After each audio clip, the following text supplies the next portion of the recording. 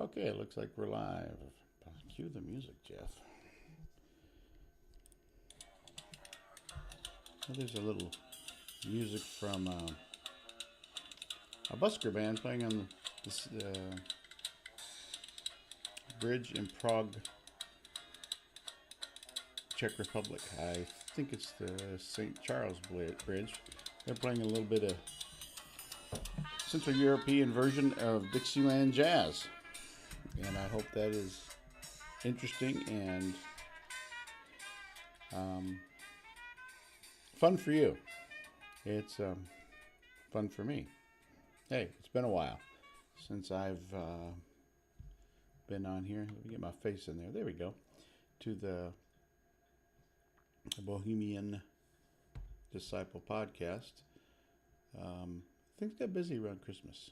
So I've been busy doing things with the church, doing things with the school, doing things with my family, and have not been going live. And now I think I've learned how to use the OBS software with YouTube, so I'm actually streaming live instead of recording and editing.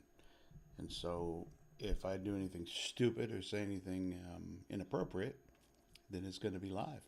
Also, I'm on my I'm at home. I'm not in the studio at the church, so the backdrop is our dining room. There's pictures of my children and my grandparents over this shoulder. There's another family picture, part of one over this shoulder, and a door going out to the other room right there, going to the living room. It's backwards on the screen, so I'm looking at myself wondering. Anyway, you don't want to hear about that. I want to talk a little bit about what's going on in Israel and how that fits into. Well, I just want to talk about what's going on in Israel. Let me preface this by saying, since I was in college, this has been a particularly interesting and engaging subject for me. I enjoyed studying it, enjoyed learning about it, and so I spent a lot of time reading. And since then, I've read a lot more and done my best to inform myself. And not just with current events, but reading back into the recent Jewish history and the history of Zionism, especially in the last 100 years. It's the real conflict between the Palestinians and the Israelis kicked off with around 1920.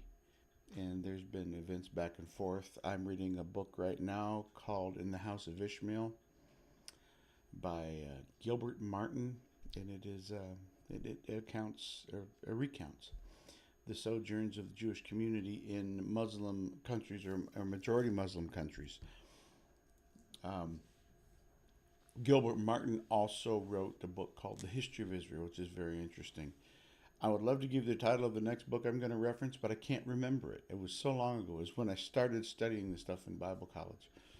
I read a book that was authored by the Canadian Consul General in Israel, if I understand correctly, because Israel was not a state yet. It was a territory of Great Britain that the Canadian consul was the highest Canadian official in the land of Israel, what is commonly referred to as Palestine. I really don't like the term Palestine because Palestine is vague. It's the name, the label that was slapped on after the last Jewish rebellion in the ancient times by a Roman, I think it was Vespasian, a Roman general that, or Titus that did that because he wanted it to have no relationship to the nation of Israel. So he put that title on it because he was really angry with the Israelites, with the Jews. So if I shy away from using the word Palestine to refer to the land, that's why. And I generally talk about the people that live there as Arabs, the Muslim, and you saw my son David poke in. the Muslim inhabitants of the land as Arabs, because they are they are Arabs.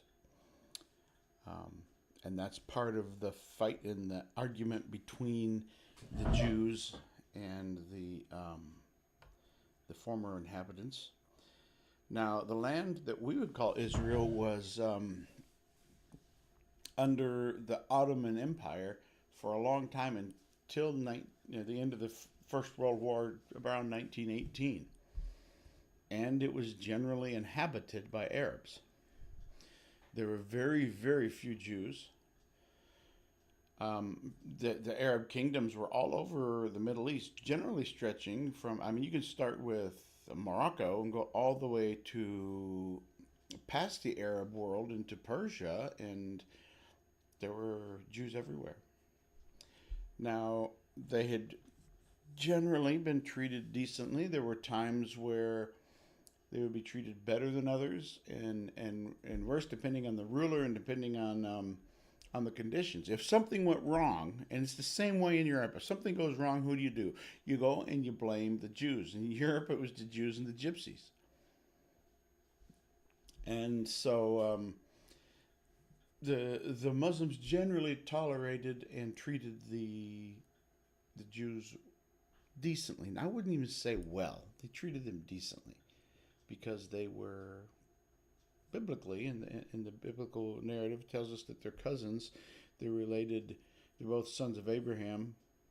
The Ishmaelites being the sons by Ishmael, and the Hebrews being the sons by Isaac. Biblically, Ishmaelites being the sons of the flesh, and the Hebrews being the sons of promise. The Ishmaelites, the sons of Abraham through Hagar, the slave woman, and the Israelites, the sons of Abraham through Sarah, the wife of Abraham. The thing about Sarah, the wife of Abraham, is both Abraham and Sarah were too old to bear children when Isaac came along. So this is a full-on miracle. It's not well, that's what's supposed to happen when people are married. Well, it might be, but it had not happened. And that made this even more spectacular. So when we talk about the Jews and the sons, the Jews are the inhabitants of Judea, and that the Jewish, how do I say this, Judah, the tribe of Judah and the tribe of Benjamin were together, and the other 10 tribes were Israel in the north, tribes of Judah in the south. When King Rehoboam was ascended, is the word, to the throne, Jeroboam took the 10 tribes away from the nation of Israel, and they called the 10 tribes Israel and the other tribes Judah. That's still where the name Jews or Judah comes from, because the predominance of the tribe of Judah in the tribe of Judea in the population. And there were people from Benjamin, but predominantly they were from Judah. And so that region, the name and the identity of Benjamites kind of was lost in the majority of the Jews, or the sons or members of the tribe of Judah. Now, fast forward, where this is Old Testament, what I just told you. Fast forward a couple 3,000 years, and here we are at the beginning of the return of the Jewish people to the land of the Bible. And they are saying, this is the land that was promised to our father Abraham, Isaac, and Jacob. You can't tell us we can't live here. And they did return, and the Jews organized themselves very carefully to purchase and live. They lived communally. They worked hard together and built a nation and built a structure that was independent of the British government and the British Army and the British administration of their Muslim neighbors, their Arab neighbors. So they had their own institutions of a state. a defense. They had a system of justice. They had the system for distributing food and taking care of people, so that when partition happened on May 8th, 1948, they were ready. Partition was supposed to have given a homeland to the Jews and the Arabs. The Jews are ready, and frankly, the Arabs weren't. The Arabs just said, don't worry about getting ready. The Arab countries around them, we're just going to run the Jews into the sea, then we won't have that problem anymore because they'll all be gone. The problem was they just couldn't run all the Jews into the sea. The Egyptian army was not able to march even up to Tel Aviv. They got close to it, but weren't able to cross into actually attack Tel Aviv. The Iraqi army was able to get within sight of the Mediterranean Sea and then was repulsed. And so the war was ended, and things simmered into what was left was a simmering peace. That's what I'm trying to say. And it was not an acceptance. It was of a defeat. It was not acceptance of the state of Israel. It was, well, we didn't get you this time. Now, those are the nations outside of Israel. Jordan. And Jordan has, since that time, had a pretty good relationship with Israel. Syria. Iraq. The nation of Egypt. They all sent troops, and they were invading and going to wipe Israel off the map. The people that lived in the land, people we would now call Palestinians, were people who weren't a part of anybody's country. The Jordanians didn't really want them. It was called Transjordan then, but they didn't want them as citizens in their country. The Egyptians didn't want them, and the Syrians didn't want them. They didn't want the refugee problem. They just didn't want the Jews. So it wasn't so much a problem of finding a homeland for the Palestinian refugees. It was annihilate the Jews and we don't have a problem. The hate was straight up towards the Jews, and it wasn't about doing your best for your people or your neighbors or your friends or your co-religionists, fellow believers of Islam. No, it was just kill the Jews, kill them all. And then this problem will be solved. I guess in a very crude sense it would have worked if they had been able to annihilate the Jews, but they didn't.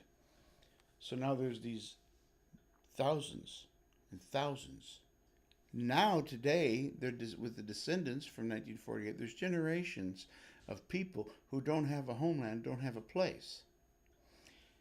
And the Arab nations around them, again, Jordan, Syria, Iraq is not attached, it doesn't have a contiguous border with Israel, but was one of the nations involved, and Egypt still don't want those refugees. When the war began this time around, the response to the October 7th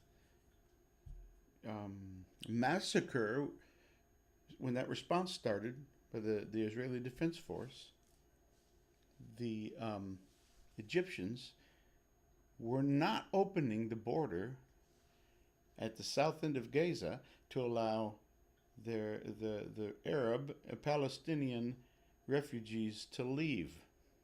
So people were crowded up on that border and had nowhere to go. Now, what does that mean? They didn't want a lot of extra people, refugee people in their country. Yes, I know. But here's the thing. The Israelis have cared for those people and helped those people and have tried to assimilate them in their country for closer to 70 years now. What they haven't done is saying, we'll go away and you can have the territory. When Israel declared their state, they invited the Palestinian Arabs to join them in friendship and to build a new state, and they would not. Why would they not? Now, this gets to the core of the issue. One of the reasons they would not is because there were leaders in the Arab hierarchy, in the religious hierarchy, that would not let that happen. Now, when the Jews first went um, to the land of Israel, the Bible lands, the the Arab landowners, which were the nobles, were willing to sell them land. And they were willing to sell them land because the land that they had to sell was of very, very, very poor quality and really wasn't worth a whole lot. So why don't we take the worthless land we have and sell it to worthless Jews, and then we get profit for something that isn't worth much, and the people that aren't worth much have the thing that's not worth much, and we make out like bandits. Worthless land for worthless Jews. The problem was the Jews took the land, and these Arab landowners were charging premium prices for the land that they said they didn't really want, that really wasn't valuable. They were selling it to the Jews for a premium price and making extreme profit on land they knew that they regarded as worthless. Because it was swampland. Because it was desert land. The Jews worked the land and made it profitable and made it productive. And then now you hear this. So they stole our land from us. No, they bought land that you didn't want. They bought land at the price you asked. Keep that in mind, friend. Keep that little tidbit in mind. We didn't want the land until the Jews had it, until we charged them for it, and until we found out that they knew how to make it work and were going to make it profitable. Then we screamed about losing our land. I've seen that same kind of scenario work out, but it's usually with young children. And usually the parents had to get involved. Well, between these nations and these peoples, there's not parents to get involved. I know you might say the United Nations, but I'm sorry, I just don't see them filling the parental bill, the parental role. One of the leaders that emerged in the 20s and the 30s was a young man, a Muslim cleric, was a Muslim minister named Haj Amin Husseini. Now, I don't know that he had any children himself, but he had a very famous nephew named Yasser Arafat. Now, Haj Amin Husseini he did negotiate with the Jews, and he did negotiate with the British, and he negotiated to the point that they were ready to have a deal, and as soon as people were there to make the deal, he basically said, well, I never said I was going to make a deal, I just said I was talking about it. Backed out, walked away, and left everybody who was invested in the deal-making process with nothing. So he didn't deal in good faith. When the tensions rose in the Second World War, Haj Amin Hussein was in Berlin and close to taking time in the company of Adolf Hitler. He spent most of the war in Berlin. After the war, he was found in France, where he was indicted for war crimes, and so he ran back to Israel. Now let's see what happened before the war. In the early 30s, there were uprisings and fights back and forth, but in the early 30s, there was a real uprising, and it was prompted by the preaching of this man, Haj Amin Husseini, who became, in the 1930s, became the spiritual leader of the Palestinians in the land of Israel, the Arabs in the land we know today as Israel. His title was the Grand Mufti, which is the number one cleric in a region. We would call him in Western church terms, he'd be like a bishop or an archbishop. And he began this preaching campaign, hate campaign against the Jews.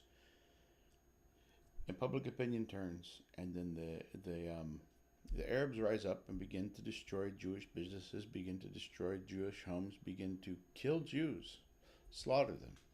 This was in the 30s. things begin to escalate. Now, the war's going on. While the war is going on, Haj Amin Husseini is raising a Muslim regiment for the Hitler SS, his own private army. These were the people who were administrating the death camps that running Auschwitz, Treblinka, Dachau. Those were administered by the SS. This is the kind of man that was a spiritual leader of the Arabs, the Palestinian Arabs. What were the Jews doing during the war? They were serving in the British military, and serving with distinction. They were serving all over the world. They were the British Empire was depending on the Jews who volunteered. This was in the First and the Second World War. So I have to draw this down. It's getting lengthy. I want to end this part right here by saying it seems a little bit just frustrating, if nothing else, to see the way the British Empire treated the Jews at the end of the time they administered